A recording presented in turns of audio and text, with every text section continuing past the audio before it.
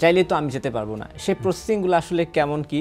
একটা ব্যাপার হচ্ছে যে এগুলোতে আসলে খরচটা কেমন যায়? আচ্ছা, এক নাম্বার হলো যে পারমিট নিতে আসলে অনেক বেশি কিছু লাগে না, কিন্তু হ্যাঁ ওই জায়গায় যাওয়ার জন্য আপনাকে নিজেকে তৈরি করতে হবে।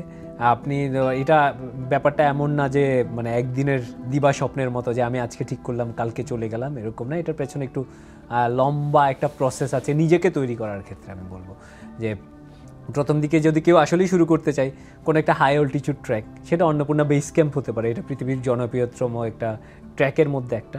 তো সেটা যেতে পারে 4000 মিটার। এরপরে দেখা গেলো না আমি ওই জায়গায় ভালো করছি, আমি 5000 মিটার মাউন্টেনে গেলাম, 6000, 7000, এভাবে করে একটু অতি উচ্চতায় নিজেকে নিয়ে গিয়ে পরে এই ধরনের মাউন্টেনে যাওয়ার জন্য নিজেকে তৈরি করা যেতে পারে।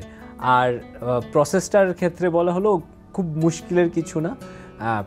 বেশিরভাগ ক্ষেত্রে যে এজেন্সিগুলো আছে ওরাই এইসব ব্যাপারে হেল্প করে। পারমিশনের ব্যাপারে নেপাল গভর্নমেন্ট থেকে পারমিট নিতে হয়, এবং পারমিটগুলো আসলে নেপালে দুইটা সময় থাকে ক্লাইম্ব করার, একটা প্রি মনসুন বলে, একটা পোস্ট মনসুন বলে। তো আমরা যেটা প্রি মনসুন বলছি সেটাকে আমরা স্প্রিং বলতে পারি, যে বসন্ত। এই যে কদিন আগে আমি যখন ক্লাইম্ব করলাম ওইটা স্প্রিংয়ের টাইম ছিল, আর একটা অটাম বা পোস্ট মনসুন বা অটাম, শরতের টাইমটাই। তো এই দুটার টাইমিং ভেদে হচ্ছে আমি বলবো পারমিট ফির খানিকটা ফ্লাকচুয়েট করে, কোনোটাই কম কোনোটাই বেশি, এক এক মাউন্টেনের ক্ষেত্রে এক এক রকম।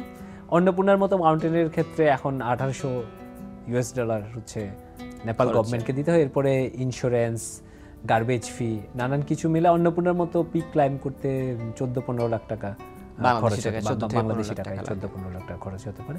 এভারেস্টের ক্ষেত্রে সেটা অনেক বেশি, কারণ এভারেস্টের পারমিট ফি অনেক হাই। আচ্ছা আচ্ছা, আরেকটা হচ্ছে যে আমার যে বলছিলেন যে প্রস্তুতির ব্যাপারটা, আমি দেশে বসে, আমাদের দেশেও তো পাহাড় আছে, প্রস্তুতির ব্যাপারটা কেমন হতে পারে? আচ্ছা, একদম যদি স্পেসিফিক এই ধরনের মাউন্টেনে যদি 8000 মিটার মাউন্টেনে যাওয়ার জন্য ওই রকম পাহাড় আমাদের দেশে নাই। নাম্বার ওয়ান, আমাদের মূলত সবুজ পাহাড় আছে। আমাদের পাহাড়ও অনেক চ্যালেঞ্জিং, অনেক ট্র্যাক আছে, অনেকে চাইলে ওভাবে করতেই পারে। বা পাহাড়কে এমনভাবে আসলে ডিফাইন করা যায়, কোনো একটা নির্দিষ্ট দিনে কোনো একটা পাহাড় কিন্তু খুব ভয়ঙ্কর হয়ে দেখা দিতে পারে। যেমন আপনি কোনো একটা খাল ধরে যাচ্ছেন, বান্দরবানে কোনো একটা ঝিরি ধরে যাচ্ছেন, ওই জায়গায় টানা 4 দিন বৃষ্টি হলো, ওই জায়গাটা ফুলে ফেপে আসলে একটা নদীর মতোই হয়ে যেতে পারে। ওটা দিয়ে আসলে নেভিগেট করা খুব মুশকিলই। তো আমাদের দেশে যেহেতু ওইভাবে হিমবাহ বা গ্লেশিয়ার নাই, যেখানটায় আপনি আইস স্নো পাচ্ছেন না, এই জন্য খানিকটা মুশকিল। তো কেউ যদি আমাদের দেশে ইনিশিয়ালি আমাদের দেশ থেকে কেউ প্ল্যান করে যে আমি এই ধরনের মাউন্টেনে যেতে চাই, অবশ্যই আমাদের মানে আমি বলবো ঘাম জড়ানোর জায়গা হিসেবে অবশ্যই আছে আমাদের পার্বত্য চট্টগ্রাম। প্রথমে পার্বত্য চট্টগ্রামে নানান ছোট ছোট ট্র্যাকগুলো করতে পারে। এরপরে যদি কনফিডেন্স গ্রো করে তারপর কোনো একটা হাই অল্টিটিউড ট্র্যাকে যেতে পারে। এরপরে ধীরে ধীরে 5000, 6000, 7000 এরকম মিটার মাউন্টেনগুলোতে যেতে পারে।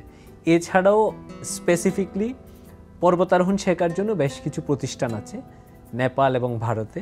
তো ভারতের প্রতিষ্ঠানগুলোতে খানিকটা কম খরচে এই ধরনের প্রশিক্ষণগুলো করা যায়। যেমন আমি নিজে ভারতের উত্তরাখণ্ডের নেহেরু ইনস্টিটিউট অফ মাউন্টেনিয়ারিংয়ে এরকম 28 দিনে একটা পর্বতারোহণ কোর্স হয়, সেটা করেছি।